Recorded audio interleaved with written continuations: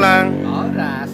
Turun lagi nih kayaknya ke Toba ini. Oh ya, saya lagi di Lagu Boti. Ini namanya flyover teman sahabat saya Silitonga. Oke.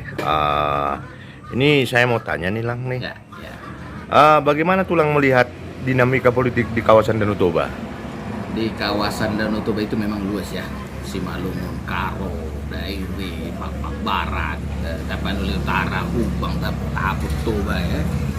Nah, saya menyoroti ada dua isu penting di kawasan Danau Toba sekarang. Yang pertama di Toba, isu bibit jagung yang salah.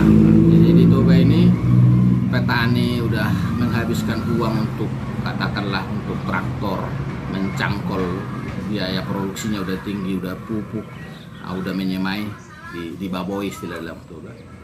Lalu ternyata hasilnya tidak optimal karena benihnya yang salah. Saya kira memang hegemoni benih dari korporasi seharusnya sudah harus dirubah paradigmanya supaya petani dilatih untuk menghasilkan benih sendiri.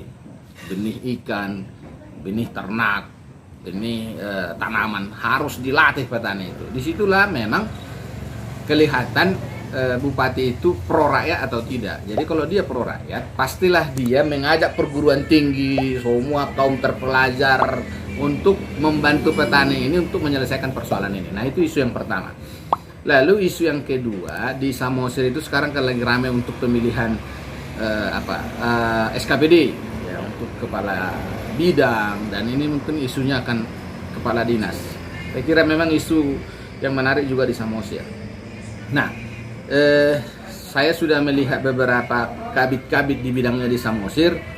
Kalau dulu saya mendengar isunya atau kita melihat isu-isu di Samosir itu kan jangan Samosir mengandalkan APBD kan begitu ya dulu ya, ingat ya? Ingat nggak? Benar tuh. Nggak boleh mengandalkan, kita harus mengambil program dari pusat. Dibutuhkan kemampuan untuk bekerja sama dengan pusat dan lembaga-lembaga lain gitu. Tapi yang terjadi kalau kuliah adalah kabit-kabit yang dilantik itu mampu mereka dengan kapabilitas seperti itu mampu untuk mendapatkan program-program dari pusat ya.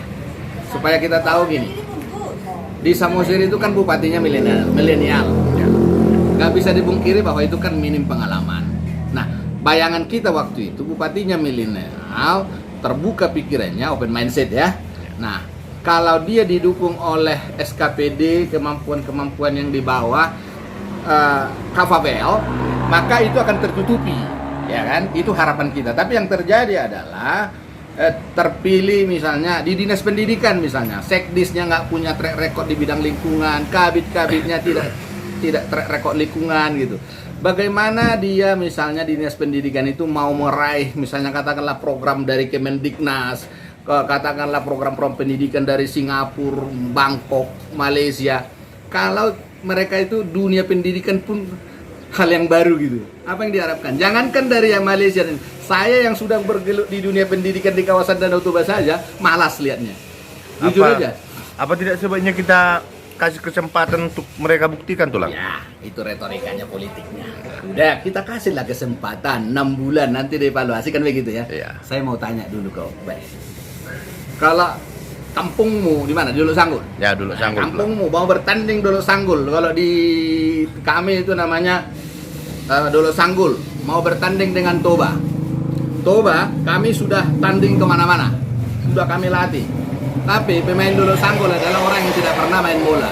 Bahkan mengikuti sepak bola pun tidak. Informasi tentang bola pun tidak. Sementara pemain-pemain Toba informasi bola, mengikuti bola dan seterusnya. Kira-kira kesempatan apa yang Bere kasihkan kepada pemain Dolo Sanggul? Masih yakin nggak Dolo Sanggul menang? Jelas-jelas pemainnya nggak pernah bermain bola, bermain dengan orang pemain bola yang profesional. Ya, mungkin itu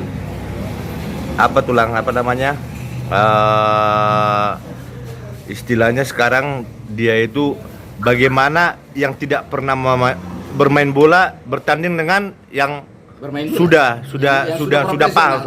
Jadi lalu dikasih kesempatan bertanding gitu. Memang ya oke, boleh kita kasih kesempatan, tapi kira-kira masih mungkin menang nggak? Kalau kemungkinan menang tidak mungkin lagi lah tuh Lang. Jadi kalau orang dimasukkan ke dunia pendidikan, sebelumnya tidak pernah ke dunia pendidikan, tertarik pun tidak ada rekam track recordnya yang sudah prestasi di bidang pendidikan, mau diharapkan untuk program dari pusat, program dari lembaga-lembaga segala macam. Coba bayangkan kalau misalnya di dinas pendidikan itu adalah yang sudah punya jaringan kuat dengan universitas di Pulau Jawa, universitas di Sumatera Utara, universitas di mana-mana, di Malaysia, di mana-mana. Itu kan sangat gampang. Itu yang dilakukan oleh Pak Utajulu dulu, bekerja sama dengan Korea, ya kan, bekerja sama dengan Kementerian Pendidikan Asia Tenggara. Jadi dengan mudah. Kenapa? Karena itu dipahami. Jadi kalau dia misalnya dinas pendidikan kembali ke Toba ya cepat. Jadi kalau dia tidak sama sekali tidak mengerti, melakukan apapun nggak ngerti, rencananya pun nggak ngerti, ya oke, silakanlah, kasihlah kesempatan, setuju. Tetapi kita sudah tahu hasilnya. Oleh karena itu harus ada jalan keluar gitu loh. Jadi ini Tulang yang mau saya tanyakan lagi kan,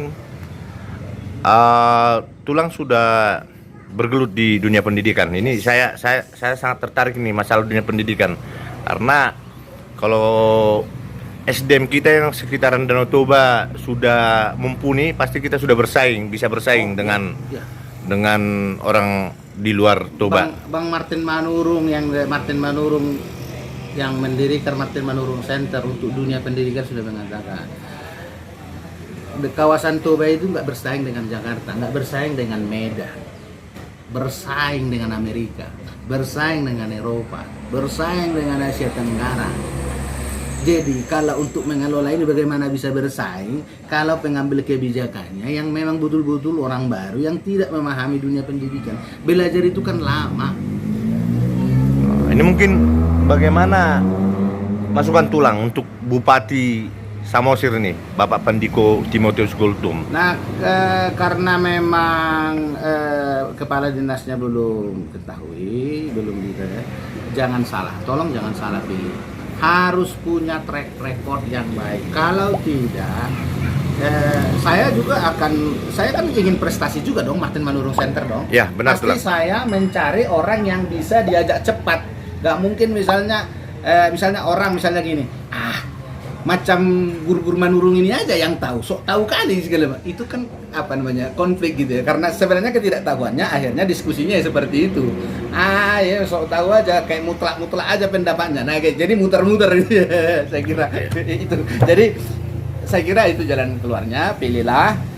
Lalu orang kan bertanya, emang siapa kan kayak gitu. Saya kira kan saya kan bukan sedang mendorong-dorong orang gitu, tapi saya memberikan kriteria pemikiran supaya siapa tahu terbantu dalam mengambil keputusan. Tetapi satu hal, jangan bermain-main dengan dunia pendidikan, karena dunia pendidikan inilah yang membawa Samosir, Toba, semua Indonesia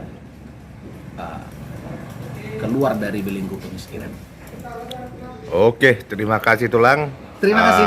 Pertanyaannya cukup bagus.